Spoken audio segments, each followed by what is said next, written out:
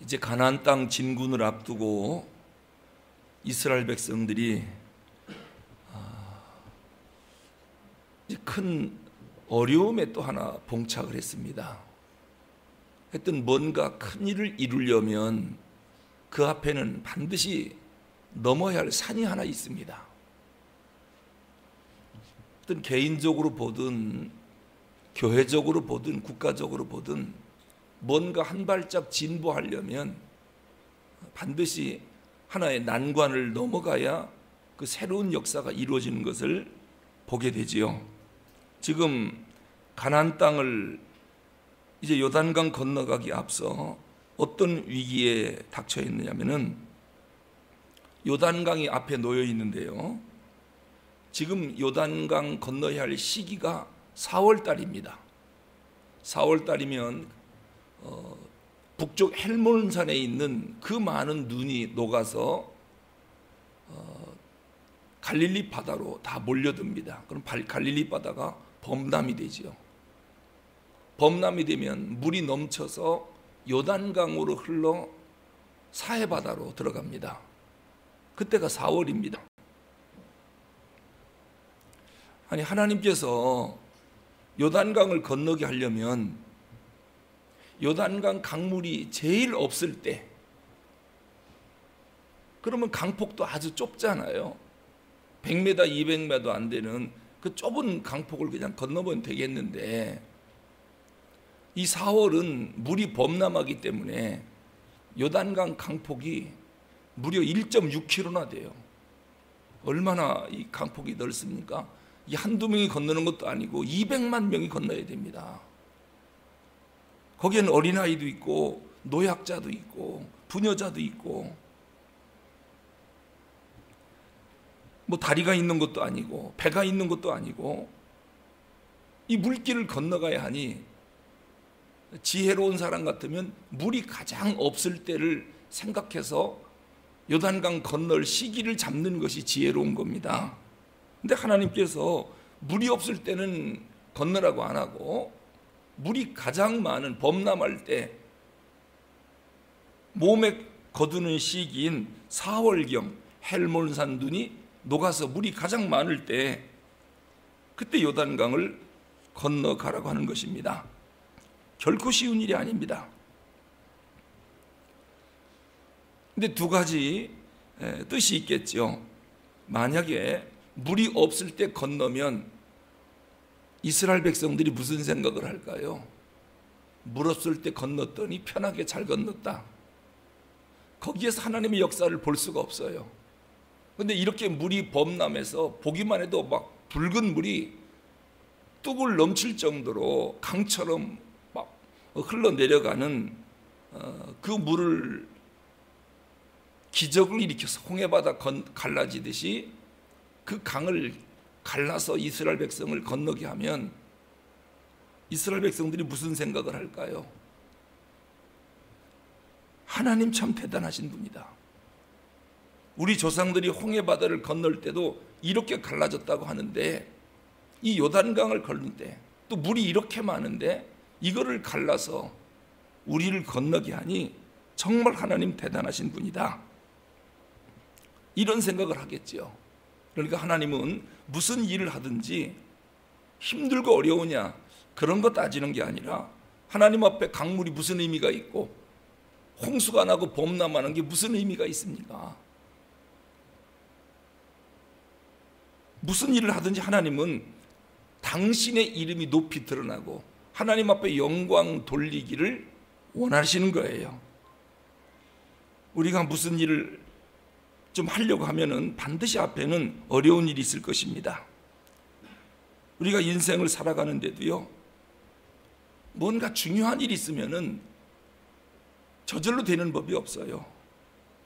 반드시 넘어가야 할 난관들이 깔려 있습니다. 근데 중요한 것은 이 위기나 난관을 반드시 극복해야 이루어지는 거지. 근데 사람들은 위기와 난관이 다가오면 무조건 숨으려고 하고 피하려고 합니다. 도망가려고 합니다. 그리고 간혹 우리에게 어떤 어려움이 오면은 이거 혹시 하나님이 나를 징계하는 거 아닌가? 매 때리는 게 아닌가? 그리고 이 난관을 가급적이면 도망가고 피하려고 합니다. 그러면 믿음의 발전도 없고, 만약에 이스라엘 백성들이 이 강물이 범람할 때 건너라고 하면 하나님 우리를 전부 빠뜨려 죽이려고 하나? 그리고서 무조건 안 된다 하고 도망갔으면은 그 위대한 하나님의 역사를 체험하지 못했을 것입니다. 그렇기 때문에 뭔가 우리에게 난관이 오고 어려운 일이 오면요, 생각을 바꾸세요. 아, 내 믿음이 한 단계 도약할 수 있는 기회가 왔구나.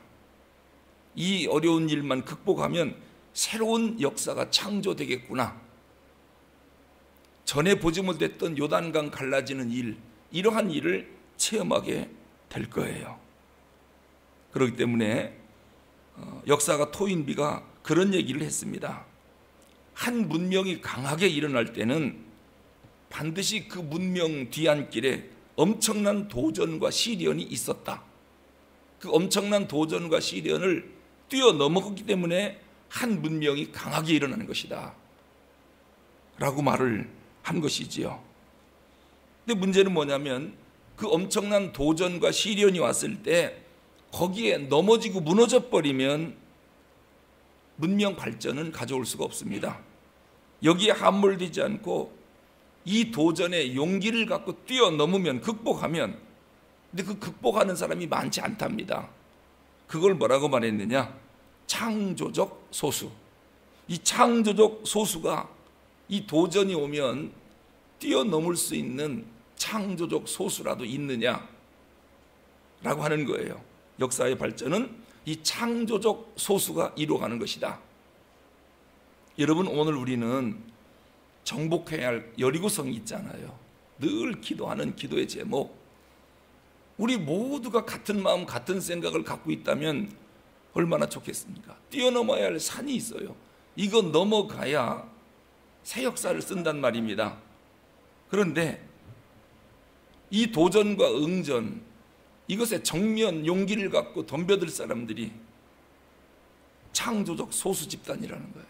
하지만 이 창조적 소수 집단만 있어서 강력한 응진을 하면 새 역사가 쓰여진다. 새로운 문명이 발흥한다. 이게 토인비의 이야기예요. 우리가 인생을 살면서 내 힘만으로는 할 수 없는 그런 일들을 당할 때가 있습니다. 보통 태산과 같은 일이다. 극복할 수 없는 난관이다. 대개 그런 일 만나면 사람들은 좌절합니다. 그런데 신앙의 사람들은 오히려 그런 어려운 일이 오면 좌절하지 않고 감사드립니다.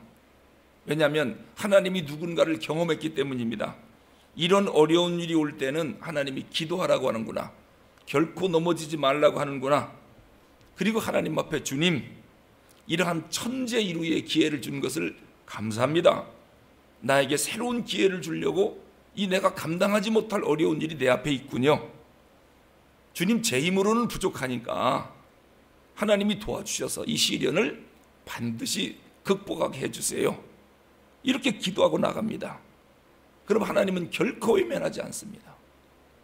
우리를 도우셔서 놀라운 경험을 하게 하고 위대한 기회를 우리에게 열어주십니다. 그러니까 발전이라고 하는 것은 도전을 하지 않으면 안 되더라라고 하는 거예요. 난관 없이는 창조적인 일들이 안 일어나더라라고 하는 거예요. 이 도전과 난관을 어떻게 믿음으로 극복해 넘어가느냐? 그때 반드시 하나님이 우리를 도와주신다. 신앙의 새로운 역사를 써나가게 되는 겁니다.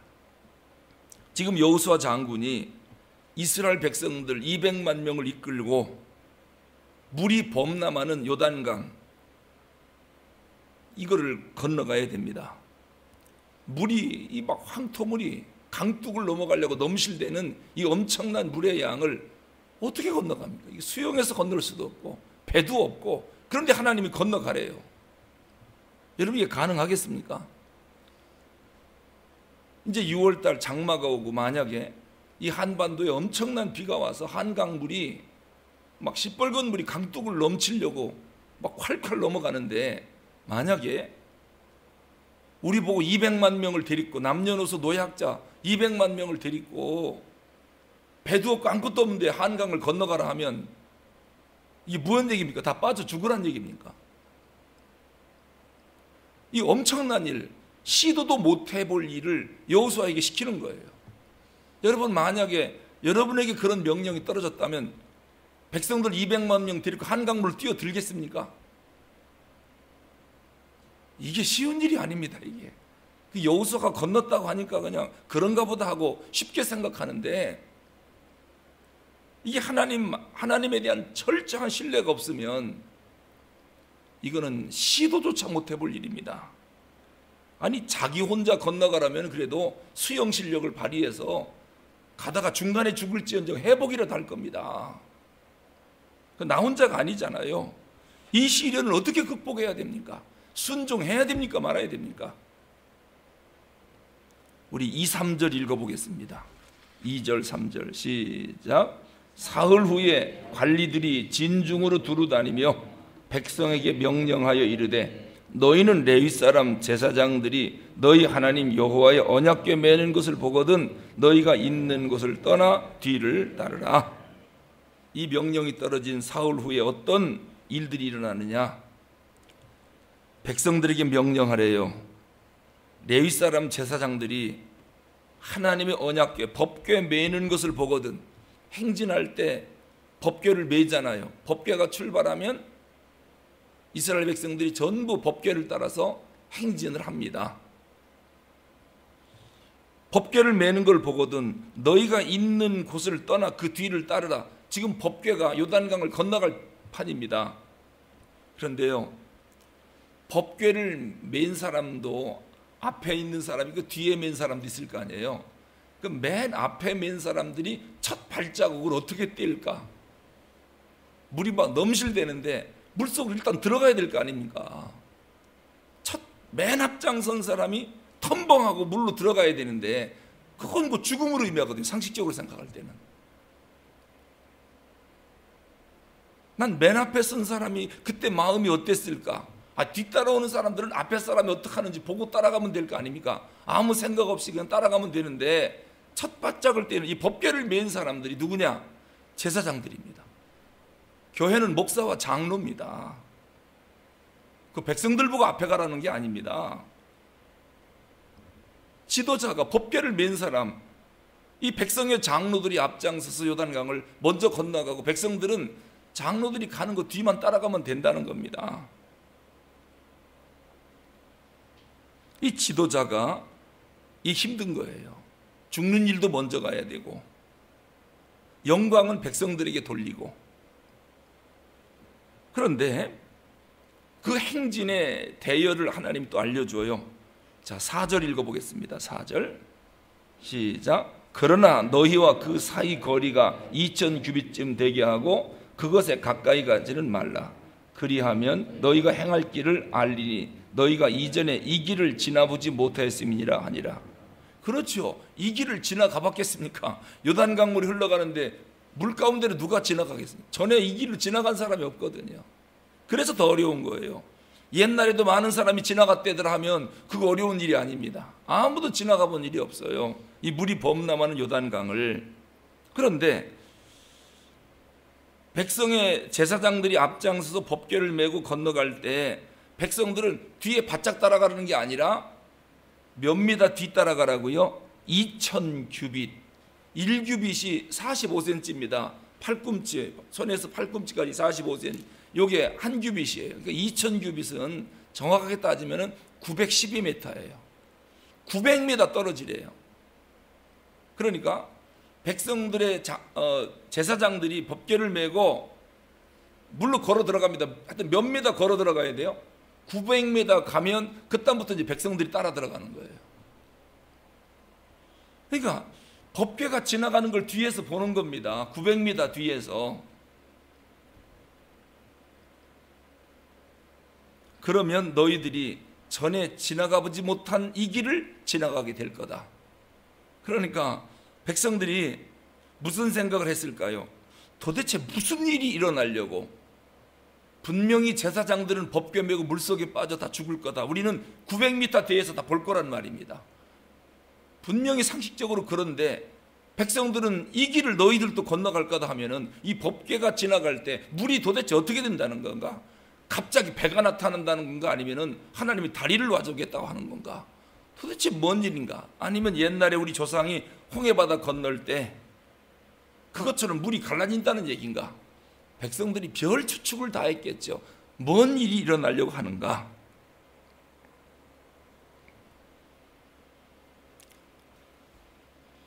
여러분, 여리고성 점령하고 가나안 땅을 정복한다는 게 쉬운 일이 아닙니다.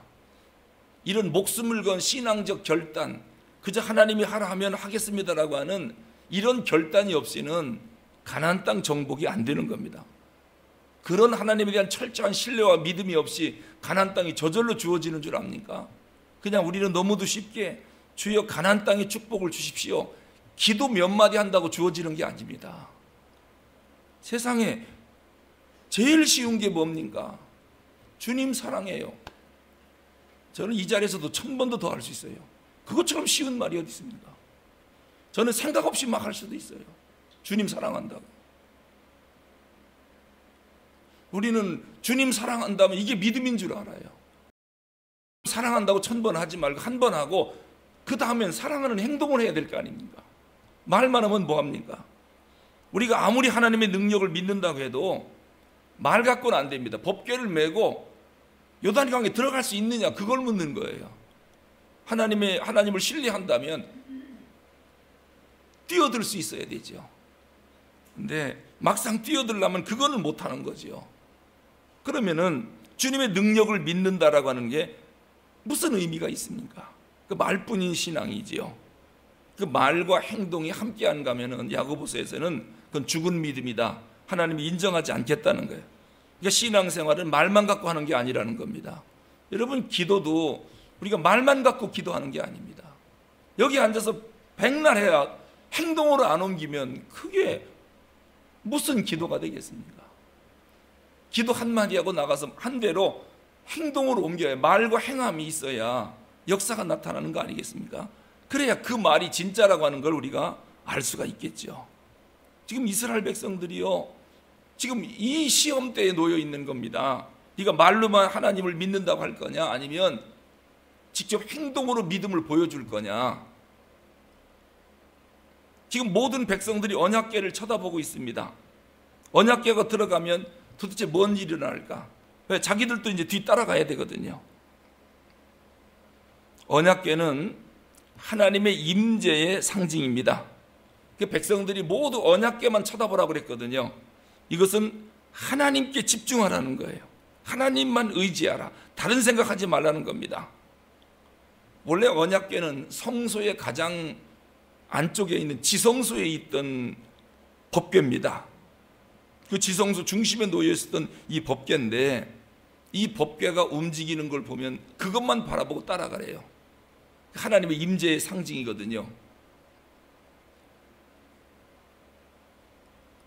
그 법궤 안에 뭐가 들어있었습니까?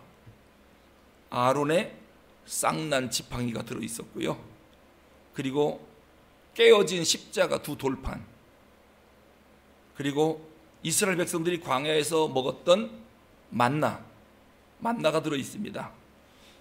이 세 개를 왜 법궤 속에 넣어놓고 그곳이 하나님의 임재의 상징이라고 했을까요? 거기다가 무슨 하나님 사진이라도 넣어놓고 여기가 하나님이 계신 곳이다 이렇게 말을 하면 이해가 가겠는데, 예수님 사진이라도 거기다 넣어놓고 여기가 예수님이 계신 곳이다, 이 법궤가, 그러면은 예수님이 거기 계신가 보다 하는데 왜 아론의 쌍난 지팡이, 깨어진 십계명 2돌판, 그리고 만나, 이 세 개를 넣어놓고 이것이 하나님의 임재의 상징이라고 말씀할까? 여기에는 아주 중요한 의미가 있습니다. 하나님이 어떠한 분이고 우리가 어떠한 사람인가를 그 법궤 안에 들어있는 이 세 가지 물건이 우리에게 말해주는 거예요. 그래서 그것이 하나님의 임재의 상징이구나, 그래서 우리가 법궤만 바라봐야 되겠구나 라고 하는 것을 알게 되고, 이 법궤가 지나가기만 하면 하나님이 지나가는 거기 때문에 그래서 역사가 일어나는 것입니다. 오늘 우리가 꼭 기억할 것은 신앙은 말로만 하는 게 아니라 위기와 어려운 난관이 있을 때 이것을 딛고 넘어가는 행동이 있어야 된다는 거. 그러나 그 행동 이전에 뭐를 바라보고 그런 행동을 해야 되느냐? 하나님의 법궤를 바라보고 하나님의 임재를 깨닫고 하나님이 나와 동행한다는 걸 알고 그리고 난관을 딛고 넘어갈 때 요단강이 갈라지는 기적이 일어나는 것이죠. 법궤 속에 들어있는 하나님의 임재를 상징하는 세 가지 물건에 대해서는 다음 시간에 또 말씀을 드리겠습니다. 기도하겠습니다. 하나님 아버지, 새로운 역사를 쓰실 때에는 반드시 그 전에 우리가 도전해야 되고 딛고 넘어가야 할 난관들이 있다고 그랬습니다. 요단강 건너 가나안 땅, 축복의 땅, 약속의 땅이 저절로 주어지는 줄 알았는데 요단강을 건너야 하는 어려운 난관이 있었습니다. 이건 상식이 없었던 일이요, 전에 없었던 일이기 때문에 백성들이 과연 물속으로 뛰어들지 요단강이 지금 범람하고 있습니다.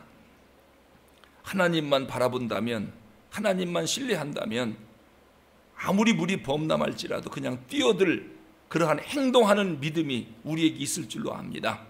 하나님에 대한 철저한 신뢰감이 없으면 말뿐이지 행동으로는 옮길 수 없다는 것을 오늘 여호수아서 3장을 통하여 저희들이 확인했습니다. 주님, 말뿐인 신앙생활 하지 않게 해주시고 하나님 앞에 우리가 기도했으면 그 기도한 대로 실천하려고 노력하는 저희들 되게 하옵소서. 그럴 때에 비로소 약속의 땅 가나안이 우리에게 주어진다는 것, 실천하지 않으면 가나안 땅이 결코 우리에게 주어지지 않는다는 것, 하나님을 믿고 요단강을 건너가야 가나안 땅을 얻게 되는 것처럼 행동으로 옮기는 저희들 되게 하여 주시옵소서. 예수 그리스도 이름으로 기도하옵나이다. 아멘.